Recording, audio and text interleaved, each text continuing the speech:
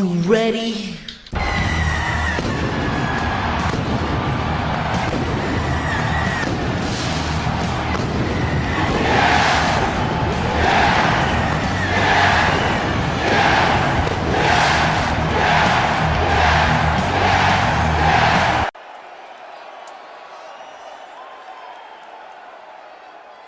Hey, yo.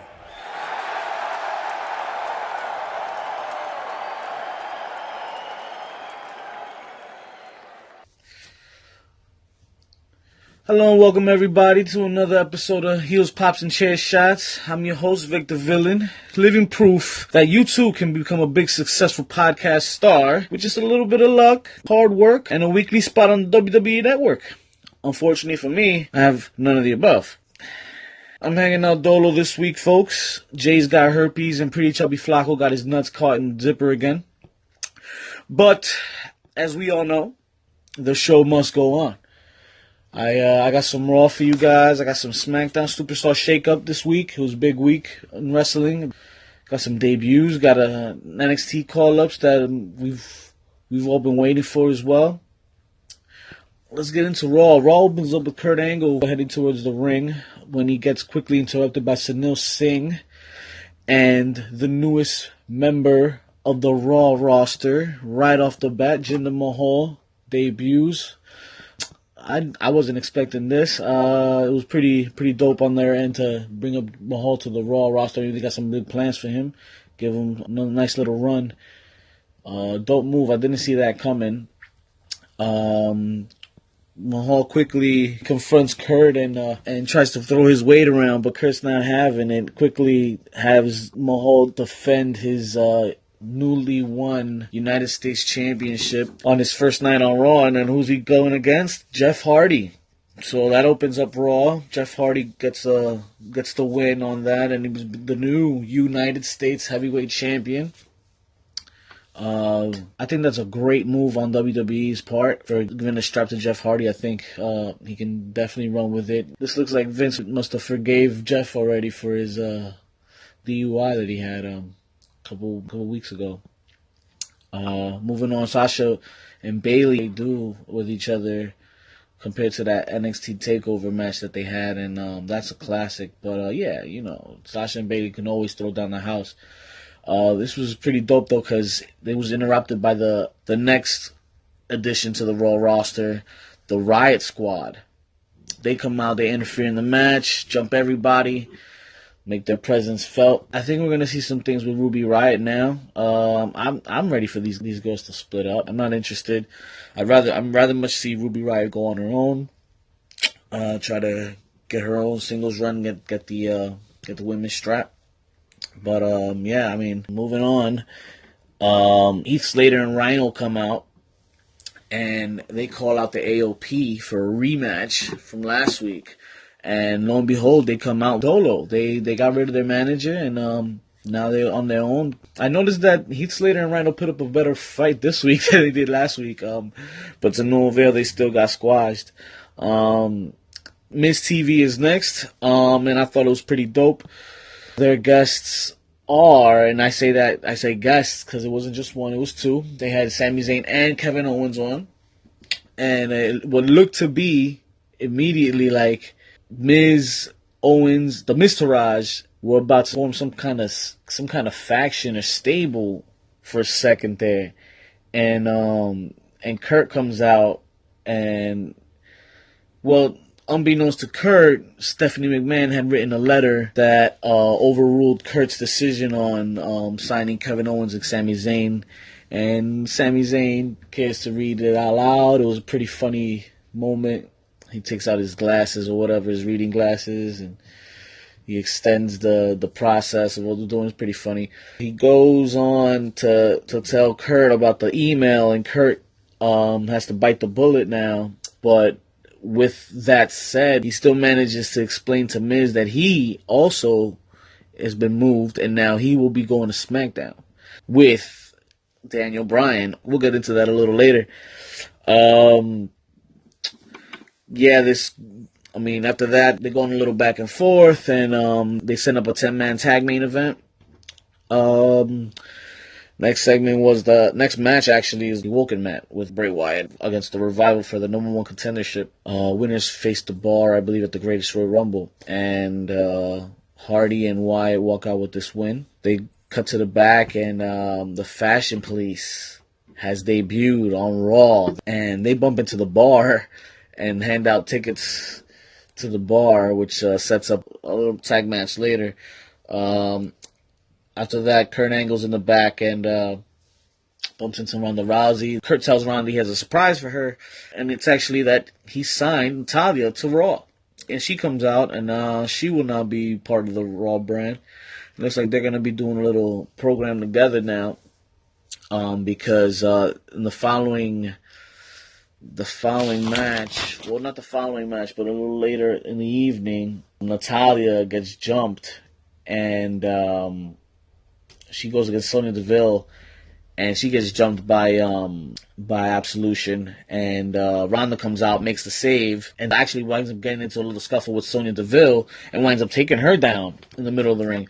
So that was pretty dope. But I'm not really buying into that. I think Natalya's gonna turn heel or some shit, and probably wind up beefing with Ronda. But we'll get to that a little later, because that kind of ties into what happens on SmackDown. I don't want to jump ahead right now. Ember Moon versus Mickie James. Ember Moon with the easy win. And then cuts commercial breaks. They come back, and we have the next addition to the Raw roster, folks. Dolph Ziggler comes out and cuts a little mini promo. Looks like he's gonna be here on Monday nights now, and he gets interrupted by Titus Worldwide. And they come out and jab a little bit, but out of nowhere, Drew McIntyre from NXT comes out of nowhere and starts attacking Titus Worldwide. Ziggler and McIntyre are in cahoots together, and they're going to probably run as a tag team for a little bit, which I think is pretty dope. Glad he's back to the main roster now. It's going to be a little weird for me to see this dude, because last time he was in the main roster, he was a 3MB, and he was just a jobber. Now he's gone. He's left. Made a name for himself. He's back, and went through NXT. Was successful in NXT, and now, boom, rocket strap straight to the main card, Raw, Monday Night Raw. And he's gonna be working a program with Ziggler. Let's see how good he does. Let's see if he gets over this time. Let's see. Second time's a charm for this guy. Next up, Roman Reigns comes out, cuts a little promo for the Greatest Royal Rumble. His match against Brock Lesnar in a steel cage. Samoa Joe interrupts him. Cuts a great promo, by the way, pointing out Lesnar's dominance over Reigns and showing like this dope ass video package. He pretends to confront Reigns afterwards after they do a little jabbing back and forth. You know, he walks up to the ring. He's going to prepare to fight, but then he comes back down the apron, goes back up the ramp. Then he decides to come back, but he still doesn't wind up fighting him, teasing the crowd. You know how they do. It's going to be pretty dope to watch them go at it at Backlash, I think, is when they're going to fight officially. After that was that Sonya Deville that I told you all about with Natalya. Fashion Police versus the Bar. Fashion Police with a roll-up pin on Cesaro. I think it was Tyler Breeze with the roll-up and got the quick victory. And after that, Elias had a little interview in the back, and then we go straight to the main event. Miz Taraj versus Finn Balor, Braun Strowman, Seth Rollins, Bobby Lashley, and the fifth member. Not just any member, folks. The newest addition to Raw. And not just the newest addition. This man is the glorious addition to Raw. It is! Give me a hallelujah!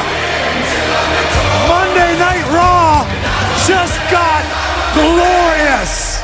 Bobby Roode will now be on Raw, folks. Dope main event. If you stayed up to watch it and didn't fall asleep, you would have seen Strowman have his way with The Miz towards the end and send him on his way. But not before the Miz's own Miz Taraj winds up turning on him. Yeah, and leave him hanging feeding him to the wolves, feeding him to Braun Strowman. Not a bad show. Not a bad show at all. The matches could have been better, but let's just recap real quick. In the past couple weeks, Raw is now looking completely different. You got guys like Lashley, No Way Jose, who debuted 2 weeks ago, and then this week alone, we had Sami Zayn, Kevin Owens, Ember Moon, the Fashion Police, Tyler Breeze, and Fandango, Jinder Mahal, Riot Squad, Natalia, Dolph Ziggler, and Bobby Roode. All these dudes and gals will now be on Raw. I already see right off the bat some matches I want to see again, and I definitely want to see Finn Balor go up against Kevin Owens, maybe Sami Zayn and Finn Balor. Lashley, I want to see Lashley mixing in with these guys too. Maybe Jinder Mahal and Lashley. That'd be dope. Bobby Roode. I want Bobby Roode to turn heel, man. I don't know. I need this dude to go heel. I think Raw is the best place for him to do that too.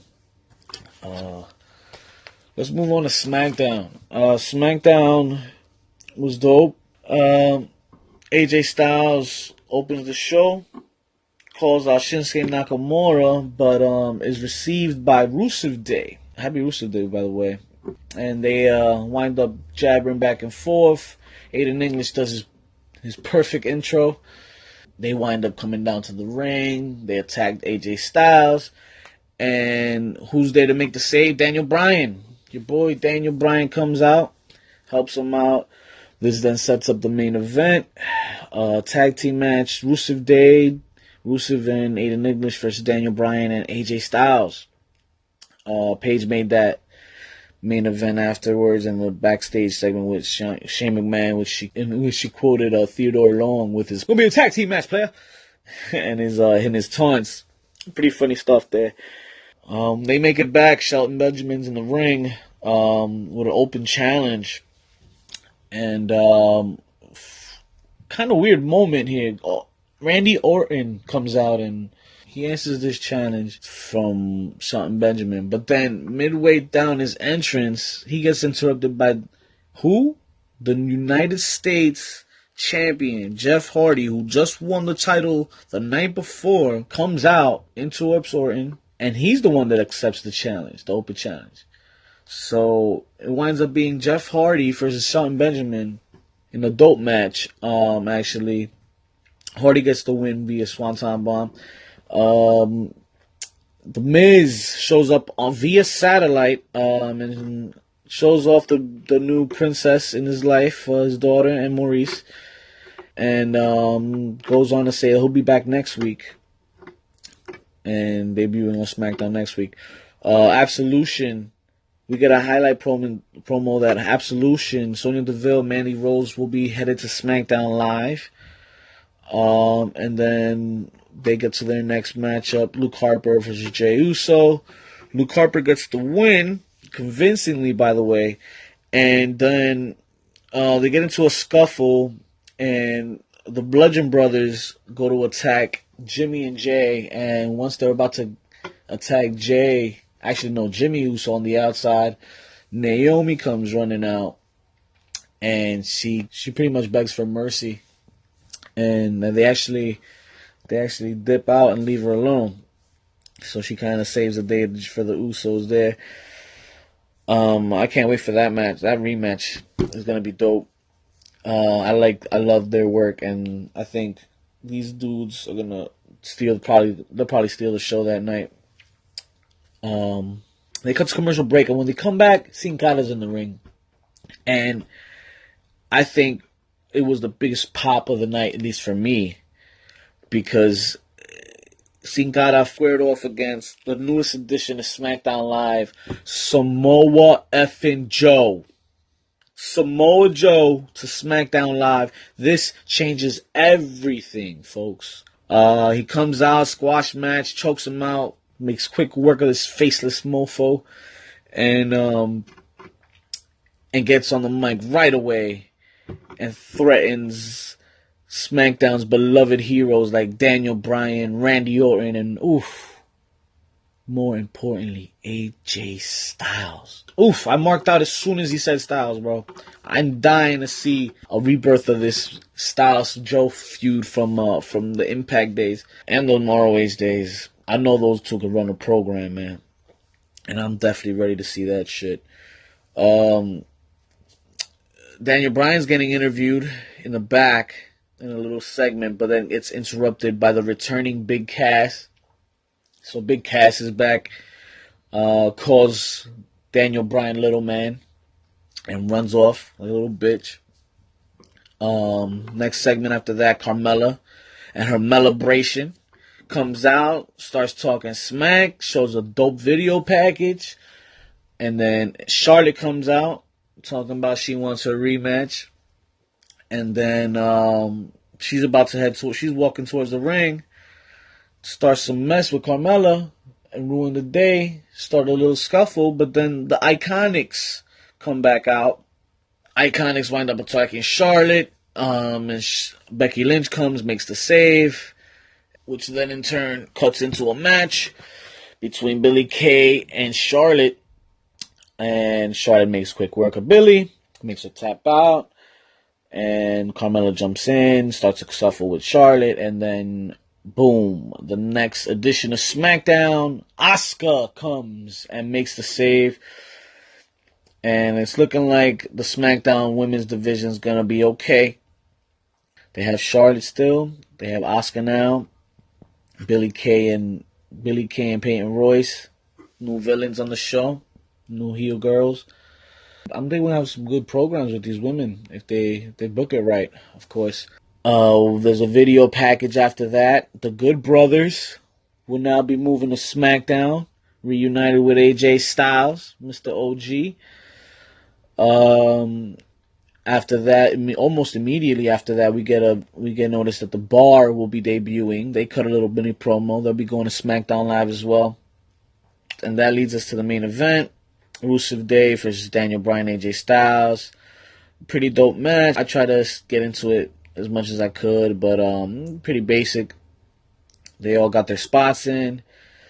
Big Cass winds up interfering in this match, but only after Shinsuke Nakamura low blows AJ Styles from the apron. And then in turn, Big Cass comes in, kicks Daniel Bryan in the face with a big boot, stares him down, end the show. Yeah, that's SmackDown. Recapping the new faces on SmackDown. We got The Miz, the United States Championship returns to SmackDown with Jeff Hardy bringing it back. Absolution and moves to SmackDown. Samoa Joe, Big Cass, Asuka, Luke Gallows, Carl Anderson, The Bar, the Iconics, and then I'm very excited for these two. At the end of the night, they do mention Sanity will be coming up from NXT, and also Andrade Cien Almas, along with Selena Vega, will be coming up from NXT. We got ourselves a new era here in SmackDown. I think they're gonna start kicking it off with these guys. They're gonna steal these shows. They're gonna be getting main event slots. This is gonna be some good television. I think SmackDown has the talent again to, if at the very least, make the same noise that they started out with. I think they could at least start out with this new season of television and a new roster. I think these guys can do it. They can push it. They can push the envelope with a lot of things with this talent, and I'm ready to see these matches, man. Wow, Cien Almas. I want to see Cien Almas and Joe. I want to see Jeff Hardy and Joe. I want to see AJ Styles and Joe. Sanity. I want to see Sanity come out, wreak havoc, and come jump everybody in this bitch. This is gonna be some good TV, I think, man. I think these guys got something going, and it's gonna work. In social media news this week, Booker T uploads a pretty funny video He's recalling a story about him in WrestleMania 34 where he was riding his hoverboard and Goldberg catches him and starts teasing him about his weight, tells him he got to get back in shape, start hitting the gym. So Booker T's at the gym posting this video, getting all souped, and even that actually challenges him to a pull-up contest all over the world. Even goes as far as challenging him to a possible match at the Greatest Royal Rumble. That'd be pretty funny. Goldberg found it hilarious. He tweets out hilarious, quote unquote, on Twitter. But no side note about Booker, he's actually gonna be joining the Raw commentary for the Monday show in St. Louis. I don't know if it's gonna be a permanent thing, but yeah, it's definitely been confirmed from at least Coachman has definitely confirmed it on his end via Twitter as well. Moving on. So WWE posts this article on 5 controversial things that Paige could do as a GM. Now she's a GM and all. One of them being creating women tag title belts for the SmackDown brand. Funny enough, Nikki Bella has a little more time for social media these days. In addition to posting shit about, finding yourself in the sea or letting go, she also jumped at the opportunity to reply to this tweet from WWE. She responds, "Hey Ariel Page, Brie and I would love to put the snapback, Nike kicks, jersey, flannel, headband, and twin power back on in that WWE ring. Feeling pretty iconic." Oof. This in turn strikes a response from who else? The newly called up tag team, the Iconics with 2 eyes. Peyton Royce and Billy Kay. Shout out to that boob job. Peyton Royce replies, quote unquote, LOL. Looks like at Billy Kay and I need to teach these has-beens that it's out with the old and in with the hashtag Iconics, hashtags blah blah blah blah. Billy Kay later chimes in, "Oh, that's awkward.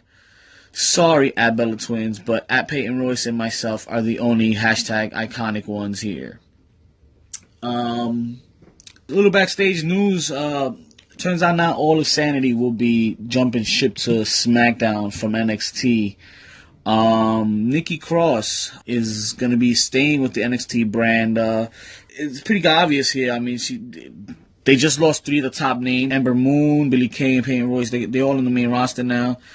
And they got Shayna Baszler over there. She's gonna need a sparring partner. She's gonna need a hell of a feud. And I think Cross definitely fits that well. Wrestling Observer reported that she will be staying. She will be staying in NXT, and it's in fact because of those 3 names that have been called up to the main roster. Other news. PW Insider reports no deal is signed as of this week, despite all the rumors concerning Dolph Ziggler and this $1.5 million deal.